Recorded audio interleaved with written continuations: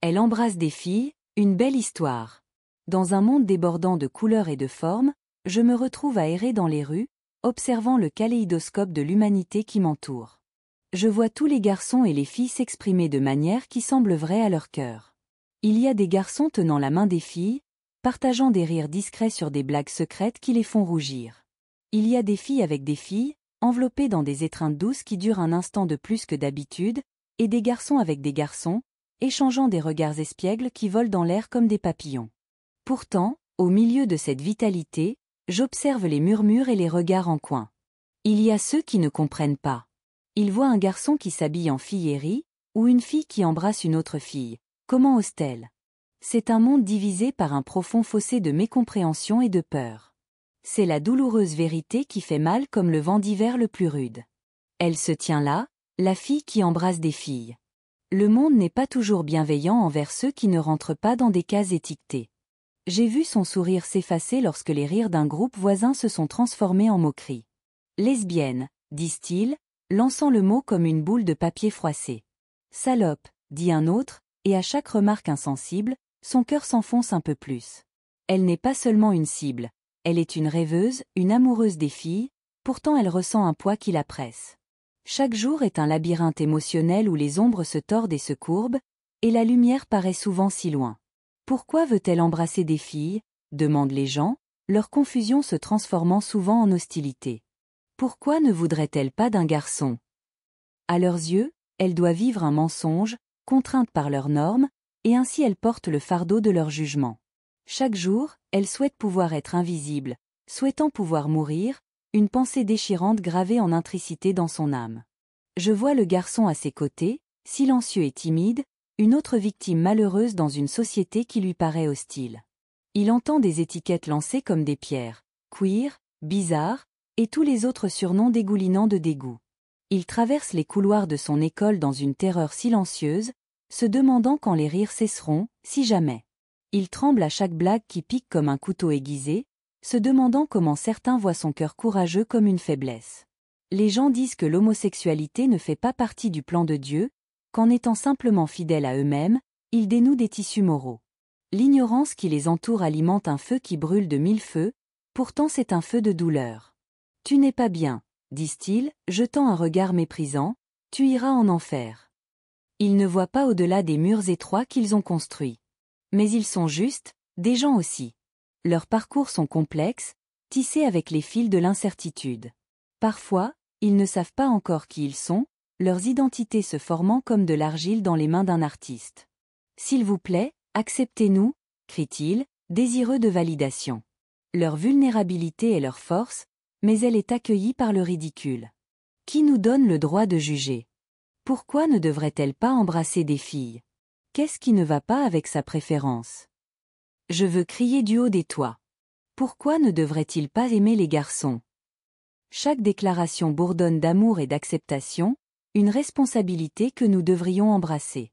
Nous proclamons que la diversité mérite d'être célébrée, non condamnée. Levons nos voix en harmonie, écho de respect et d'affirmation. Nous sommes amis de ces belles âmes. Oui, nous aussi faisons face à des rejets et comprenons la peur qui entoure l'acceptation comme un étau. Nous savons ce que cela fait, disons-nous, et nous choisissons de nous tenir à vos côtés. Ensemble, nous travaillons à coudre les ficelage du tissu de la société, tissant la compassion et la compréhension dans chaque fibre de notre existence. Tout le monde doit s'entendre, chantons-nous. Notre humanité nous lie, et dans ces moments, nous réalisons que le monde est meilleur lorsqu'il est imprégné d'amour, pas de haine. Si seulement tout le monde réalisait qu'il pouvait aimer ses voisins malgré les différences, s'il pouvait voir à travers les yeux de la gentillesse plutôt que du jugement.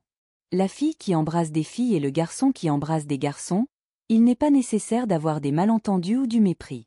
Ils souhaitent exister librement. Ils souhaitent un amour qui leur soit vraiment propre, sans peur ni stigmates attachés. Ils souhaitent rêver sans se sentir emprisonnés. Laissons-les grandir, laissons-les s'épanouir, c'est le moins que nous puissions faire. Alors quand vous la voyez, embrassez sa vérité. Si vous apercevez le garçon dansant à travers les eaux peu profondes des normes sociétales, encouragez cet esprit. Célébrez chaque baiser, parce qu'ils comptent tous. L'amour n'a pas de limite, et chaque battement de cœur mérite d'être honoré. Aimez-les tous de la même manière, car nous sommes tous des fils tissés dans le vaste tissu de la vie. À la fin, l'amour est le voyage ultime que nous entreprenons ensemble, un voyage où chaque baiser, chaque étreinte, chaque moment partagé nous rappelle notre humanité commune. Et nous disons, avec emphase, et alors? S'ils aiment différemment? Et s'ils s'habillent différemment? Embrassez la beauté de leur vérité. Ouvrez votre cœur, car l'amour est ce que nous désirons tous, ce dont nous avons tous besoin.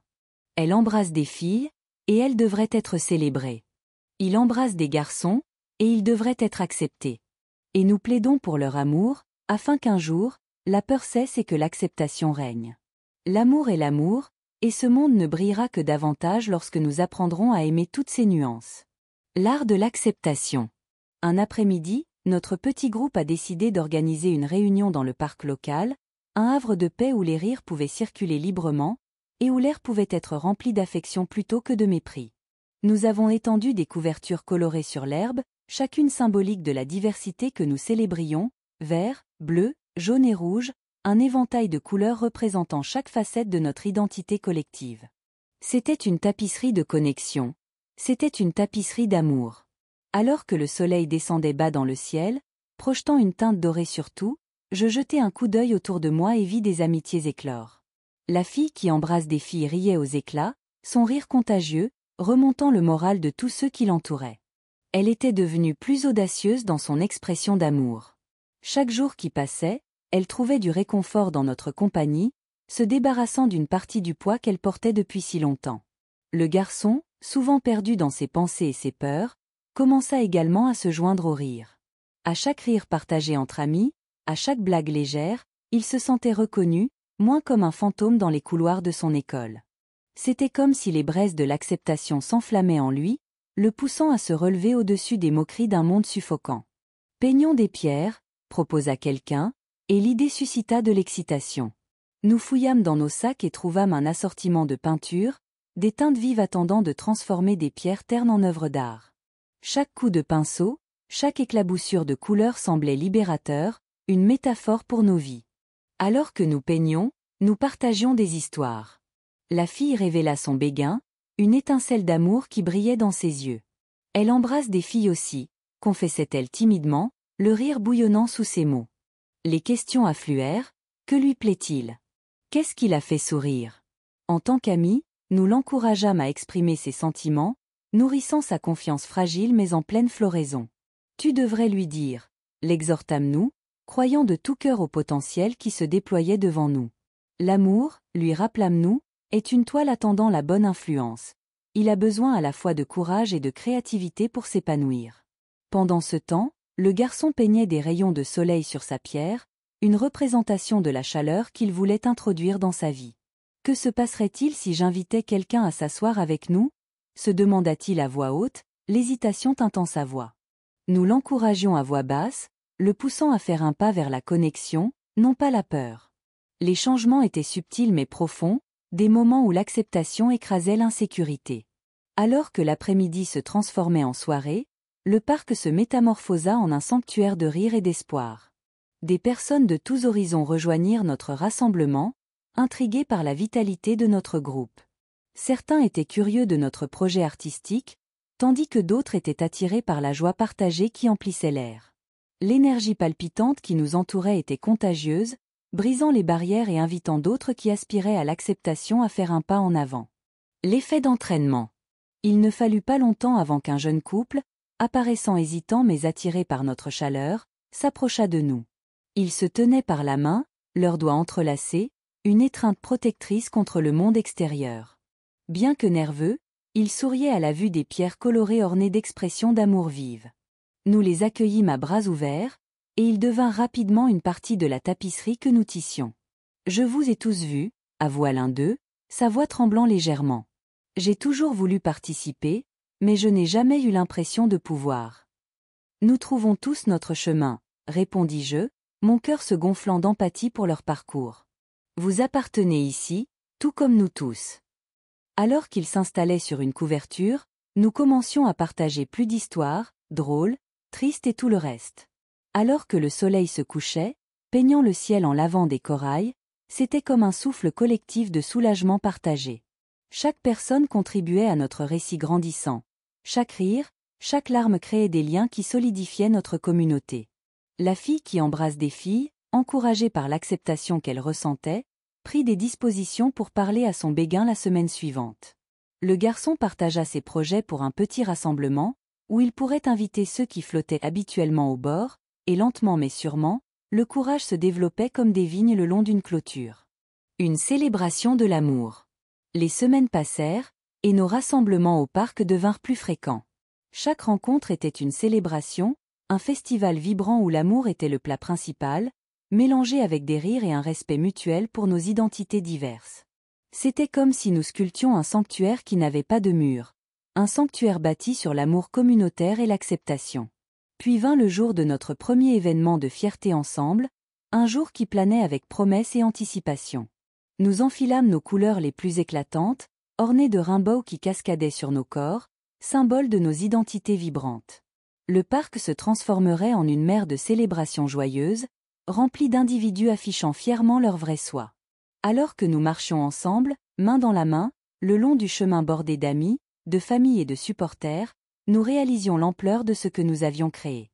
La fille qui pleurait autrefois chaque jour commençait à rire librement, déchargée des jugements de la société. Le garçon qui s'inquiétait autrefois des rires derrière son dos dansait parmi ses nouveaux amis, embrassant chaque instant joyeux. Lorsque les festivités commencèrent, nos cœurs pulsaient en rythme avec la musique, chaque battement étant une célébration de l'amour pour lequel nous avons lutté et que nous méritons. La parade se transforma en une expression accessible d'authenticité, où des bras tatoués et des visages étincelants reflétaient l'essence de l'unité. Nous faisons des discours, chaque voix s'élevant pour témoigner que l'amour sous toutes ses formes mérite une place au soleil. Alors que je me tenais devant une foule, je regardais ceux dont le cœur battait en symphonie d'acceptation. Je leur rappelais les parcours que nous avions forgés ensemble, et comment l'amour, en particulier, appartenait inconditionnellement à tous. Dans ce moment, en me tenant à côté de la fille qui embrasse des filles et du garçon qui embrasse des garçons, je ressentis une vague d'espoir. La douleur qu'ils avaient autrefois portée semblait plus légère alors que la joie les entourait. Ensemble, nous tenons. Les jours se transformèrent en mois, et alors que les saisons changeaient, notre communauté aussi. Nous devenions une famille qui s'étendait au-delà de l'amitié. Nous devenions des défenseurs du changement dans un monde qui souvent ne posait pas les bonnes questions. À travers notre travail, nous tendîmes la main aux personnes dans le besoin, offrant des espaces sûrs pour des conversations et des conseils. Nous collaborâmes avec des organisations locales LGBTQ+, pour nous assurer que d'autres, ceux qui cherchaient encore l'amour et l'acceptation, puissent trouver du réconfort dans notre soutien. Nous organisâmes des ateliers promouvant la compréhension, destinés à enseigner l'empathie et à réduire la stigmatisation entourant les identités LGBTQ+. Alors que nous partagions nos histoires, nous vîmes des yeux s'écarquiller en compréhension, et des cœurs s'adoucir en réalisation. Bien que ce parcours ne fût pas sans défis, la tension devint un catalyseur pour des dialogues plus profonds. Nous partagions des larmes et des peurs, apprenant que la vulnérabilité n'était pas une faiblesse, mais une connexion qui nous renforçait tous. Alors que nous embrassions les nuances infinies de nos identités, je me sentis profondément honorée de marcher aux côtés de mes amis, la fille qui embrasse des filles et le garçon qui embrasse des garçons. Ensemble, nous restions forts, animés par l'amour que nous avions et l'acceptation que nous souhaitions pour chaque âme. Chaque jour qui passait, nous croyions un peu plus que l'amour conquiert tout, illuminant la voie vers un avenir où chacun pourrait embrasser librement, qu'il s'agisse d'une fille ou d'un garçon. Chaque fois que je réfléchis à notre parcours, je me rappelle la vérité incarnée dans ces beaux moments au parc. L'amour, sous toutes ses formes, mérite d'être célébré.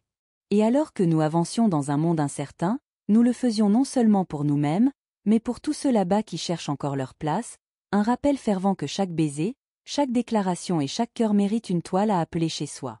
Parce qu'après tout, elle embrasse des filles, et elle devrait être célébrée. Il embrasse des garçons, et il devrait être accepté. Et dans un monde affamé d'amour, nous passerions chaque souffle à lutter pour ce droit, pour que l'amour existe, sans vernis ni restriction, comme ça devrait être. Alors que les mois se transformaient en saisons, notre communauté continuait de prospérer et d'évoluer. Les rassemblements dans le parc devenaient des jalons de notre identité, une tradition annuelle qui accueillait tout le monde, quel que soit leur mode d'identification. Cela se transforma en un festival annuel, baptisé Embrasser les couleurs, où nous célébrions non seulement nos différences, mais la beauté que ces différences apportaient dans nos vies. Un festival d'unité. Lorsque le jour du festival arriva, l'air bourdonnait électrisant d'anticipation. Des banderoles arborant l'amour et l'amour flottaient dans la douce brise, tandis que des stands proposant de la peinture faciale, des arts et des informations sur les ressources LGBTQ+ bordaient le parc. Des familles avec des enfants, des couples de toutes sortes et des individus arborant chaque nuance de l'arc-en-ciel arrivèrent, tous désireux de se joindre à cet hommage vibrant à l'amour. La fille qui embrasse des filles se tenait à l'entrée, distribuant des drapeaux arc-en-ciel avec un sourire radieux qui pouvait illuminer le jour le plus sombre. Elle avait une nouvelle confiance en elle.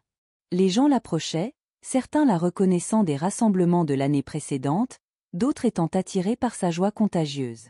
Elle devenait rapidement un phare d'espoir pour ceux qui se sentaient invisibles, leur rappelant qu'ils avaient aussi leur place.